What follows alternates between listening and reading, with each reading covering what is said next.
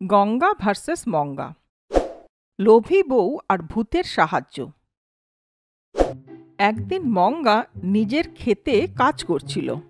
কাজ করতে করতে হঠাৎ একটা আওয়াজ পায়। আরে এটা কি? নরম মাটিতে পাথরের মতন কিছু মনে হচ্ছে। এই বলে আবার খুঁড়তে থাকে। আবার আওয়াজ শুনতে পায়। আরে এটা কি? কোনো গুপ্তধন পেলাম না তো। এই বলে খুঁড়তে থাকে। তখন মঙ্গা একটা পুরনো প্রদীপ পায়। এটা কি? আমি তো ভাবলাম সোনা ভর্তি কোনো সিন্দুক পাবো। এ তো মাটি লাগা নোংরা পুরনো প্রদীপ পেলাম। এটার আমি কি করব? এই বলে ওই প্রদীপ পিছনে ফেলে দেয়। আবার কাজ করতে শুরু করে। কিছুটা গিয়েই মঙ্গা একটা ছোট্ট মোহর পায়। আরে বারে বা, সকাল সকাল আমি নিজেরই মুখ দেখে উঠেছিলাম নাকি? এতে সোনার মোহর পেলাম। মনে মনে ও খুব খুশি হয়। এটা ম্যাজিক ল্যাম্প নয় তো। এটা পিছনে ফেলার পর আমি সামনে এগোই। আর সোনা পেলে ভালো হতো বলে মনে মনে ভাবি। এখন এর থেকে কিছু চেয়ে দেখি। আমার খুব খিদে পেয়েছে। কিছু গরম গরম খাবার পাওয়া যায় তো খুব ভালো হয়। যেই প্রদীপ শুনলো তখনই মঙ্গার সামনে গরম গরম খাবার এসে পড়ল। খাবার খাওয়ার পর মঙ্গা ওই প্রদীপের দিকে দেখে। এটা কোনো ম্যাজিক ল্যাম্প মনে হচ্ছে। এতদিন আমি আমার শাশুড়ির ম্যাজিক্যাল জিনিস ব্যবহার করতাম। এখন এই প্রদীপ দিয়ে আমিও অনেক ম্যাজিক করতে পারবো। এই বলে ওই প্রদীপ হাত দিয়ে ওঠাতে গেলে প্রদীপটা নড়তে শুরু করে। তাই দেখে মঙ্গা চমকে যায়। আরে এ কি? প্রদীপটা এইভাবে নাচ করছে কেন? মনে হচ্ছে এর ভেতরে কিছু আছে। এই বলে ও প্রদীপের ভেতরে উকি মারে। আর তখন ওর ভেতর থেকে একটা আওয়াজ শুনতে পায়। দিদি শোনো না, আমাকে এখান থেকে বাইরে বের করে দাও। তখন তুমি যা বলবে আমি সব কিছু করব। মনে হচ্ছে এটা কোনো ম্যাজিকের মতন। এর কাছে সোনা চাইবো, রান্না করাবো। এই সব এতদিন ধরে ম্যাজিক করে আমায় হয়রান করা আমার শাশুড়ির উপরে বদলা নেওয়ার মতন হবে। শাশুড়ি মা, আমি আসছি। এই বলে প্রদীপটা ঘষতে থাকে। আর ওর মধ্যে থেকে একটা জিন বাইরে বেরিয়ে আসে। ওকে দেখে মঙ্গা ভয় পেয়ে যায়। জিন বলে, অনেক অনেক ধন্যবাদ দিদি। এর ভেতরে থেকে গা হাত পা ব্যথা করতে লেগেছিল। রাগ করো না, কিন্তু আমার একটু মালিশ করে দাও দিদি। আমি কথা দিয়েছি আপনাকে, আপনি যা বলবেন আমি করব। মঙ্গা উত্তর দেয়, দেখো আমি তোমাকে প্রদীপ থেকে তোমার সেবা করার জন্য বার করিনি। এই জন্য করেছি যে তুমি আমার শাশুড়িকে তোমার ম্যাজিক দিয়ে বিরক্ত করবে, ঠিক আছে? আরে করব তো দিদি, এটা তো অনেক ছোট্ট কাজ। চুটকি বাজালে দৌড়ে এখানে আসবে। মাথাটা ব্যথা করছে আমার, একটু হেড ম্যাসাজ করে দাও না দিদি। মঙ্গার কাছে আর কোনো উপায় ছিল না। ব্যাস ওর মাথা টিপতে থাকে। দিদি এই একটা কাজ করে দাও, আমি তোমার শাশুড়ি মাকে দেখে নেব। এই চিরাগে ঢুকিয়ে মাটিতে পুঁতে দেব। ওকে দিদি, রাগ করো না, কিন্তু আমার একটু মালিশ করে দাও দিদি। আমি কথা দিয়েছি আপনাকে, আপনি যা বলবেন করব। এই বলে ও হাত বাড়ায়। বেচারি মঙ্গার কাছে আর কোনো উপায় না থাকায় ও জিনির সেবা করতে থাকে। দিদি অনেক খিদে পেয়ে গেছে। তুই আমায় কি মনে করেছিস?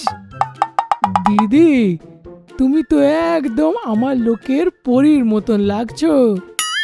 আমি তোকে আমার সুবিধার জন্য বাইরে বার করেছি, কিন্তু তুই যদি আমাকে এইভাবে বিরক্ত করিস না। চিল দিদি, কি তুমি রেগে যাচ্ছ? এখন তো লাঞ্চ টাইম না দিদি। এখন বাড়িতে গিয়ে মস্ত খাবার খাই আর আরামে ঘুমিয়ে পড়ি। তারপর তোমার শাশুড়ি মাকে ভালো করে মজা দেখাই।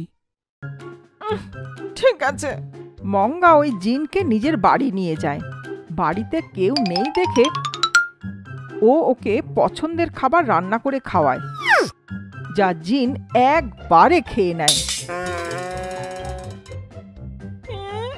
এমন জিন, কত খায়। 1 কেজি চালের ভাত খেয়ে নিল, চিকেনও শেষ হয়ে গেল। এখন শাশুড়ি মা এলে কি বলবো? এই চিন্তা করতে করতে ওই ভূতের জন্য আরো খাবার রান্না করে। এই শোন, এটাই শেষ খাবার, আমার ঘরে সব কিছু শেষ হয়ে গেছে, এখন আমার দ্বারা কিচ্ছু হবে না। এই শুনে জিন রেগে যায়।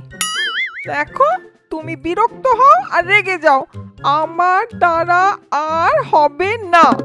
আমরা সারা বছর যা খাই তোমার কাছে 1 করশে শেষ। যে কাজের জন্য এসছো সেটা করলে তবেই কিছু পাবে, নয়তো কিচ্ছু পাবে না।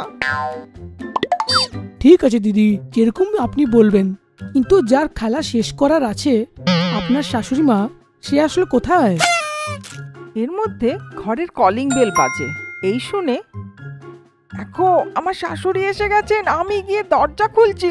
তুমি না, উনি আসতেই ওনাকে ভয় দেখিয়ে প্রদীপে বন্ধ করে দেবে, বাকি সব আমি দেখে নেব। কি হলো বৌমা, দরজা খুলতে এত সময় কেন লাগলো? ঠিক আছে, কোনো ব্যাপার না, খুব খিদে পেয়েছে, তাড়াতাড়ি খেতে দে। মানে আসলে আসলে কি হয়েছে শাশুড়ি মা, ঘরের সব চাল শেষ হয়ে গেছে। কি, চাল শেষ হয়ে গেছে? কালই তো 10 বস্তা এনেছিলাম। তোকে ভূতে ধরেছে নাকি যে তুই সব খেয়ে ফেললি? না ঘরে কোনো ভূত এসেছে? এই বলে ঘরে চলে যায়। শাশুড়িকে এইভাবে ঘরে যেতে দেখে মঙ্গা খুব খুশি হয়ে যায়। গঙ্গা ঘরে যেতেই ওকে ভয় দেখানোর জন্য জিন জোরে চেঁচায়, কিন্তু গঙ্গাকে দেখে একদম ভয় পেয়ে যায় আর গিয়ে দরজার পিছনে লুকিয়ে পড়ে। গঙ্গা দরজা খুলতেই ওই জিন তাড়াতাড়ি ওই প্রদীপের ভেতরে ঢুকে পড়ে।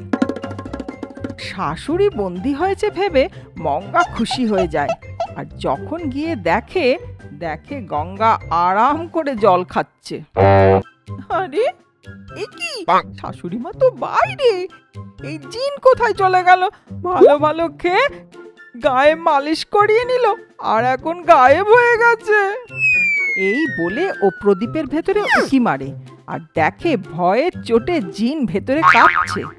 আরে এত কেন কাঁপছিস, ঠান্ডা লাগছে নাকি? আরে দিদি, আমি জানতাম না কি সে তোমার শাশুড়ি মা, আর আমি ডিল করলাম। আমি যদি জানতাম সে যে এই গ্রামেই আছে, তো আমি চিরাগ থেকে বাইরে আসতাম না। প্লিজ প্লিজ আমাকে ছেড়ে দাও দিদি।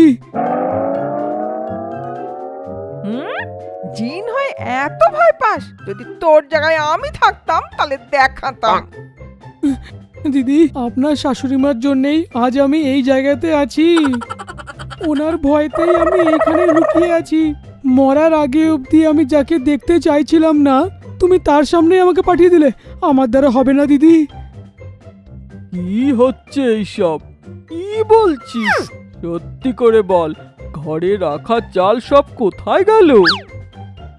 দেখ, যে করেই হোক সব চাল জায়গা মতন রেখে দে, না হলে আমি বলে দেব যে তুই সব চাল খেয়ে নিয়েছিস।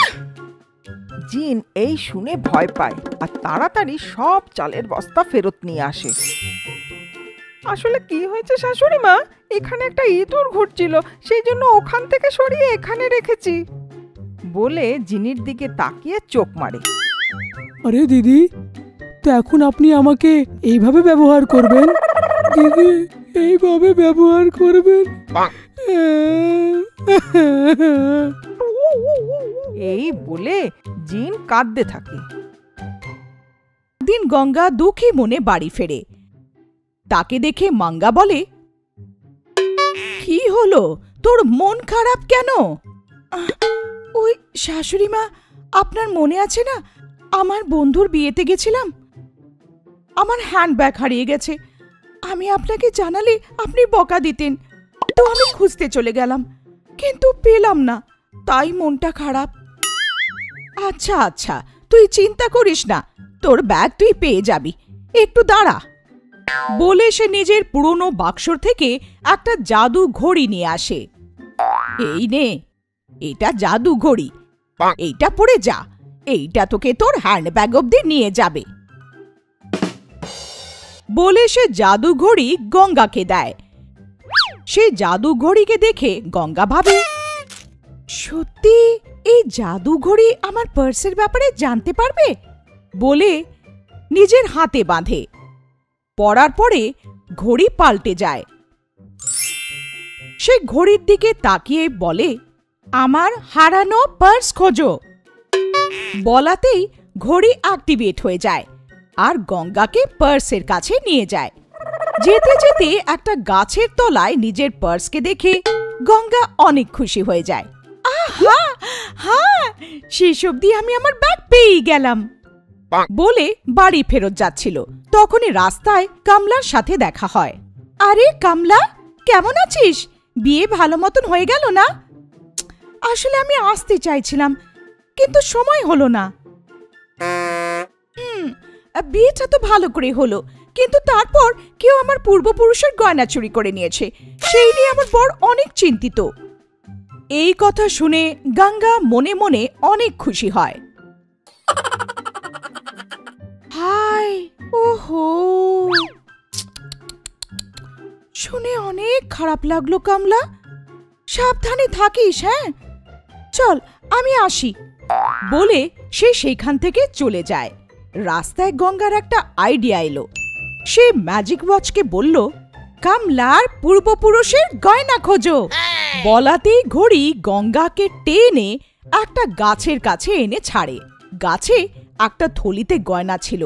সেইটা দেখে, এত সোনা! আমার তো সব শাশুড়ি মা নিয়ে নিয়েছে। উনি বললেন আমার পরিবর্তন হলে তাহলেই দেবেন, এমন হলে তো আমি এই জন্মে পাবো না। তাই এই গয়না আজ থেকে আমার বলে চুপচাপ সোনা নিয়ে বাড়ি যায়। শাশুড়িকে ব্যাগ পাওয়ার খবর জানায়। শাশুড়ি মাকে ঘড়ি দিয়ে দেয় আর ভেতরে চলে যায়। বউয়ের চুপ থাকাটা শাশুড়ির সন্দেহ হয়। পরের দিন গঙ্গা সোনা পরে আয়নার সামনে নিজেকে দেখছিল। তাকে দেখে মাঙ্গা বলল, এর কাছে এত সোনা কোথা থেকে? আবার সোনার দোকানে চুরি করেনি তো? ভেবে সে গঙ্গার কাছে এসে বলে, এই গয়না কার? আর কিসের এত সাজগোজ? এত গয়না কোথা থেকে এলো? সত্যি করে বল। শাশুড়ি বৌমাকে জিজ্ঞেস করলো। সে অবাক হয়ে গেল আর ভয় পাওয়ার ভান করে, শাশুড়ি মা, আমি সেদিন বিয়েতে যাচ্ছিলাম তো আমার বাড়ির থেকে পাঠিয়েছে। হ্যাঁ, সেদিন আপনি বাড়ি গেছিলেন না, তো আমি আপনাকে দেখাতে ভুলে গেছিলাম। বউ বলল। তবুও মাঙ্গার সন্দেহ হলো। তখন সে নিজের বাক্সর থেকে জাদু গ্লোব বার করল আর সে সব বুঝে গেল। আচ্ছা বেটা, তোর ভালোর জন্য যে জাদু ঘড়ি তোকে দিলাম, তুই তার এমন ব্যবহার করলি? দাঁড়া, এক্ষুনি দেখাচ্ছি। এমন ভেবে সে গঙ্গার কাছে আসে। এ কি বৌমা, একটু দেখাও তো, মনে হয় তোমার বাড়ির লোকেরা তোমাকে নকল গয়না দিয়েছে। কি? এটা আসল সোনা নয়? আমার এত বছরের অভিজ্ঞতায় বলছি এটা নকল সোনা মনে হচ্ছে। ঠিক আছে, যদি আমার কথায় বিশ্বাস না হচ্ছে তো পাশের আচার্য মশাইকে জিজ্ঞেস করে নাও, উনি বলে দেবেন। কি? এটা নকল সোনা? ভালো হবে যদি আমি আচার্য মশাইকে একবার এটা দেখিয়ে নি। হ্যাঁ, এটাই ঠিক হবে। এইটা বলে সে আচার্য মশাইয়ের কাছে বেরিয়ে পড়ে। মাঙ্গা কমলাকে ফোন করে দেয়। শোনো মা, তুমি যে সোনা হারিয়েছিলে সেইটা আমার বৌমার কাছে আছে। তোমার জন্যে পরিষ্কার করাতে আচার্য মশাইয়ের কাছে নিয়ে গেছে। তুমি সেইখান থেকে সোনাটা নিয়ে নাও। শুনে কমলা অনেক খুশি হয়ে আর তাড়াতাড়ি আচার্য মশাইয়ের বাড়ির জন্য বেরিয়ে পড়ে। উনি সোনাকে পাথরে লাগিয়ে বলল, মা, এটা 1 নম্বর খাঁটি সোনা। এইটা শুনে গঙ্গা অনেক খুশি হয়। তখনই কমলা আসে। তাকে দেখে গঙ্গা ভয় পেয়ে যায়। সে কিছু বলতে যাচ্ছিল, তখনই নিজের সোনাকে দেখে কমলা বলল, ও আমার সোনা ভালো করে আমাকেই দিতে যাচ্ছিলিস, বন্ধু হোক তো তোরই মতন। বলে সে গঙ্গার অনেক প্রশংসা করল। গঙ্গা কিছু বুঝতে পারল না, কিন্তু চুরির দোষ আর লাগলো না, তাতে সে অনেক খুশি হলো। কিন্তু কমলা কি করে জানলো যে সে এখানে আছে, সেইটা গঙ্গা বুঝতে পারল না। আচ্ছা কমলা, তুই কি করে জানলি যে আমি তোর সোনা ঠিক করাতে এখানে এসেছি? কি বলছিস? আমি কি করে জানবো? আরে তোর শাশুড়ি মাই তো জানালো আমাকে। ও, তুই আমার শাশুড়ি মা। তো এটা ওনার জাল ছিল। গঙ্গা খালি হাতে বাড়ি ফিরে আসে। এ কি বৌমা, সোনার সঙ্গে গেছিলিস আর খালি হাতে ফিরছিস? সরল হয়ে শাশুড়ি জিজ্ঞেস করলো।